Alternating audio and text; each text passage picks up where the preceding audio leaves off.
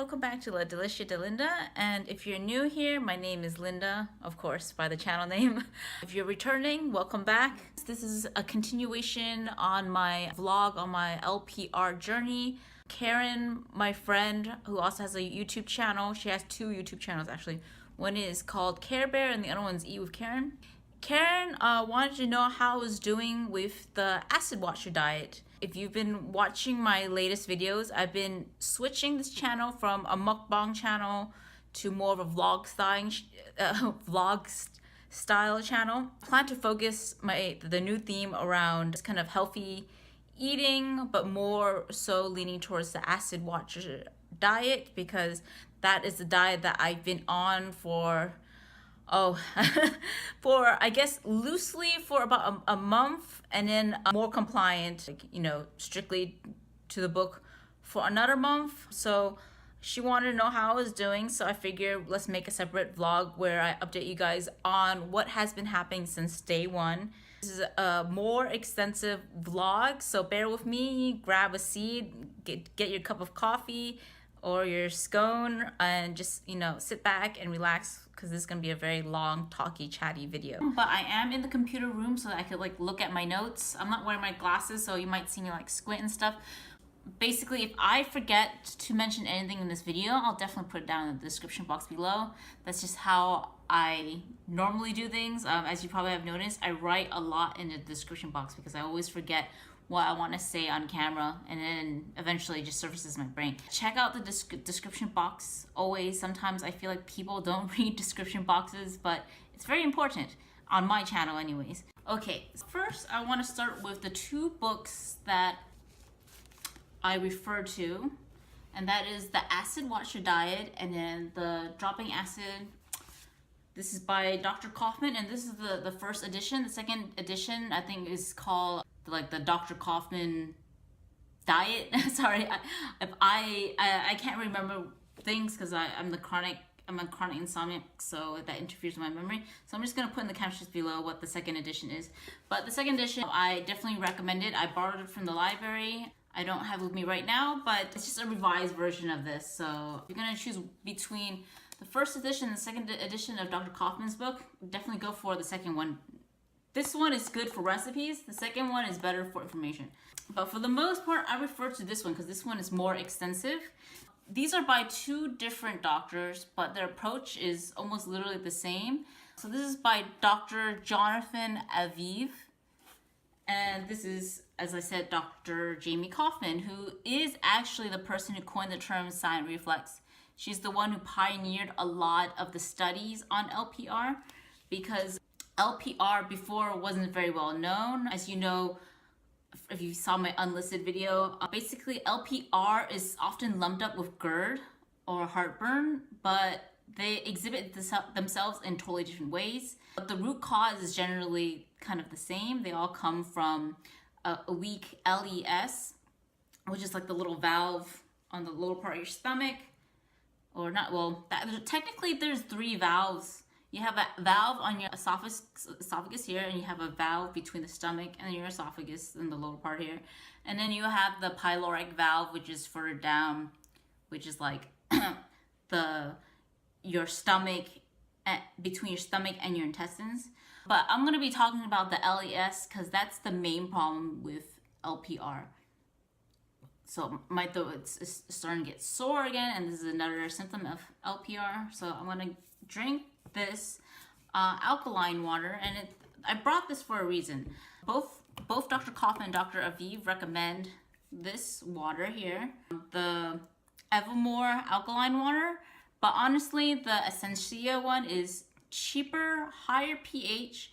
The only difference is that it's more man-made, and some people don't really like man-made things. Let me show you the other one, alkaline water. Okay, I know I'm jumping all over the place, but I really want to talk about the alkaline water because I know some people have a hard time adopting to a lifestyle or a diet. Buying alkaline water is like the easiest thing you can do to treat LPR. It's not a cure, but it definitely helps. And so this is the Essentia brand, which is more readily available across supermarkets. It's a higher pH, but only because it's man-made. If you look in the ingredients, they put sodium bicarbonate, which is like basically baking soda. calcium chloride, magnesium, potassium phosphate, and all those things like that. It is minerals that make your water more alkaline. So if you filter your water's pH is going to go down. And another neat fact about pH, and I'm going to be talking a lot about pH here because that is basically the core principles for these two diets. I'm just going to prime you guys. pH stands for potential of hydrogen. And 7 pH is alkaline, 7 and above is alkaline. 5.5 and below is acidic.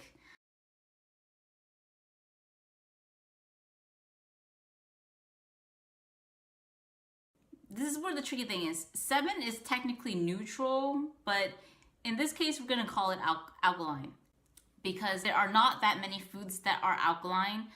So you might be asking me, like, why are you on the acid watcher diet? You don't seem like somebody who has heartburn or GERD. Again, you're right, I don't have heartburn.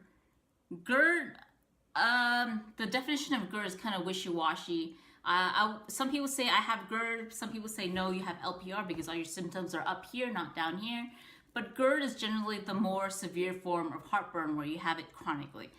Again, I am not a doctor. I always speak with a physician, seek licensed medical healthcare advice, and don't use this video or my thoughts and opinions to replace, again, medical advice that you're getting from a licensed healthcare professional. I'm just gonna put like the whole disclaimer here because I don't remember the word for word what this medical disclaimer stuff is.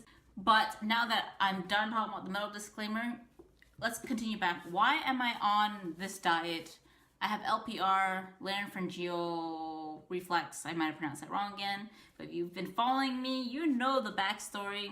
So I'm not even going to talk about what LPR stands for and what it means and all of that. I'm just going to briefly say that my current symptoms, or my symptoms when I first started the diet, was severe throat burn. It felt like it was like my throat was being clogged and that there was like a furnace that was just drying everything out. In fact, when I first got it, I didn't even know I had it. I just had this sudden mouth dryness and my saliva became really foaming, but I felt relatively normal other than the severe mouth dryness. At first, I thought it was because I had my teeth cleaned and something happened, maybe a chemical reaction happened that caused severe mouth dryness when I was getting my teeth cleaned. But then the next day, I noticed this extreme burn, and that's when I thought I had a virus thing going on. And I was on antibiotics previously, so I never made the connection. So I was on antibiotics because of an ear infection. A week after that, I would say that's kind of when my LPR started, but I'm gonna put a note here. But I was actually diagnosed with LPR the week of my ear infection. So for me to say that I got LPR after the antibiotics is kind of wishy-washy.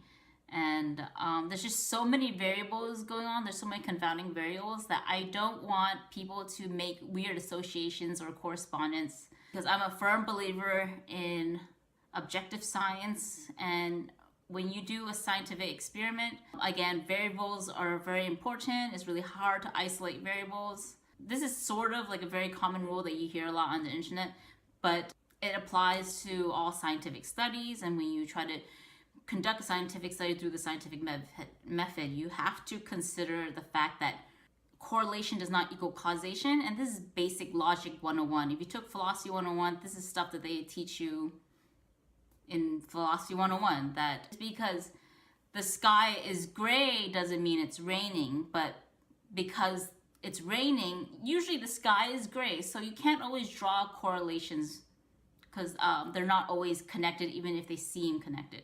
So this is me going on the science blab all over again. So let's just move on. After I was done with my antibiotics, I had my teeth cleaned. And after I had my teeth cleaned, I suddenly had this weird mouth dryness. And then after this weird mouth dryness, I got the worst sore throat I ever had. Felt like there was a hole digging in my throat. My voice even now is fading out, and it was much worse in the beginning. Then all of a sudden I started phlegming 24/7, and that was so unusual. Before that, when I was doing nasal rinses and stuff, you know, I kept having these post-nasal drip, And I just always related to the cleaning of the neti pot. But apparently postnasal drip is also a LPR symptom. But this phlegming was nothing like postnasal drip. It was phlegming where when I spit out, it was this foamy, sticky, gooey thing that kind of looked like soap that just wouldn't break apart. I noticed one day that I had some phlegm that kind of dried up overnight, and it was rock hard, like a resin, kind of like an amber resin.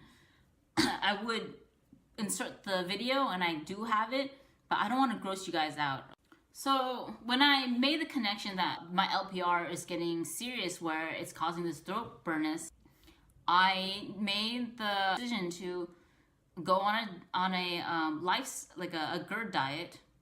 I mean, they give you a very basic handout at Kaiser or any doctor about like what to avoid if you're diagnosed with GERD or LPR or acid reflux. You know, just the basics like you can't have chocolate, you can't have tomatoes, you can't have anything acidic, nothing spicy, nothing fatty. Eat smaller meals and don't overstuff yourself. Wear like a looser belt, don't wear any tight clothes. And the most important thing to me, anyways, is don't eat 3 hours before bed. So you got this 3-hour time frame where you should not eat between your last meal and when you go to bed. So I did all that, and I also went on Zantac, but I've been on Zantac for many years for a different reason. I had gastritis-like symptoms that was never really confirmed as gastritis, but you know, Zantac at the time kind of helped. So I've been taking Zantac on and off for a few years, but this time I decided to go full-blown with the Zantac and the Prilosec.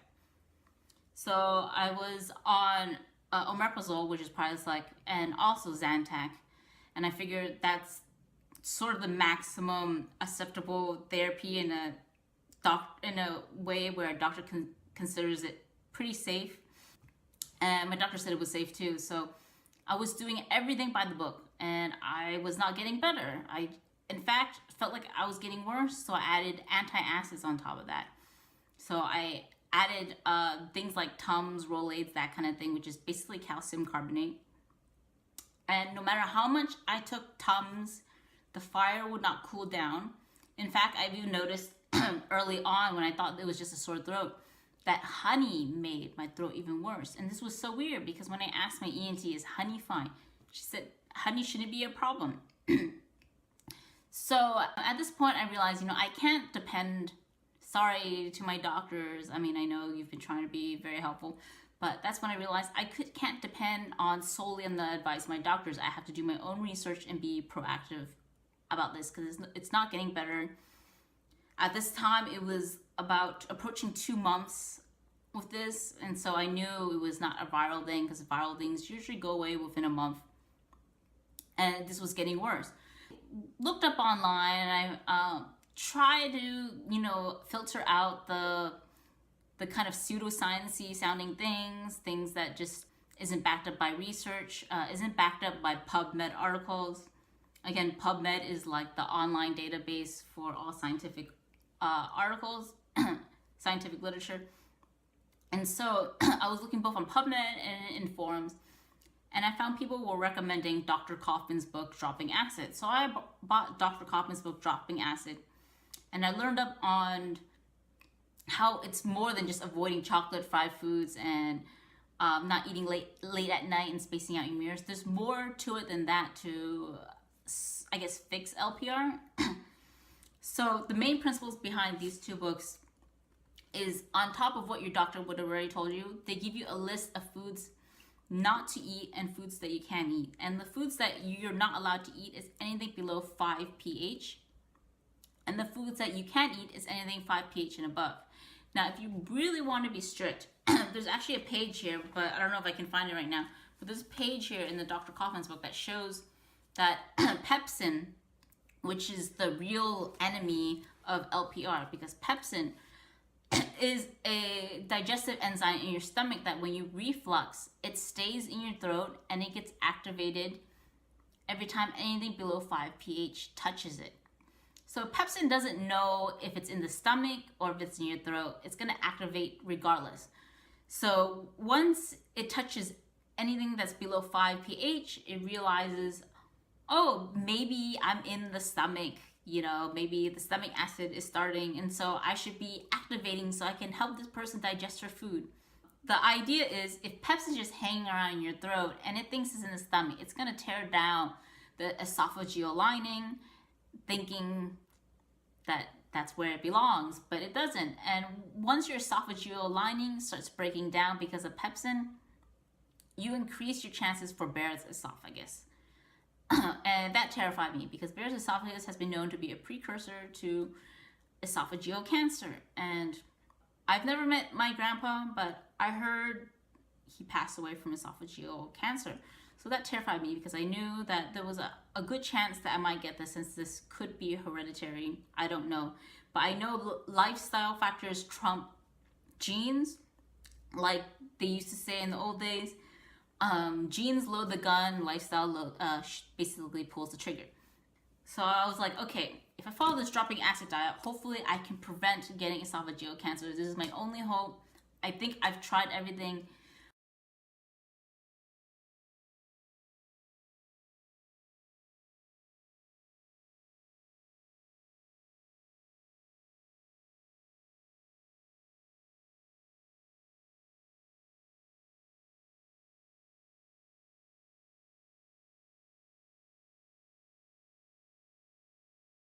Digestive treatment. It's a great way to get your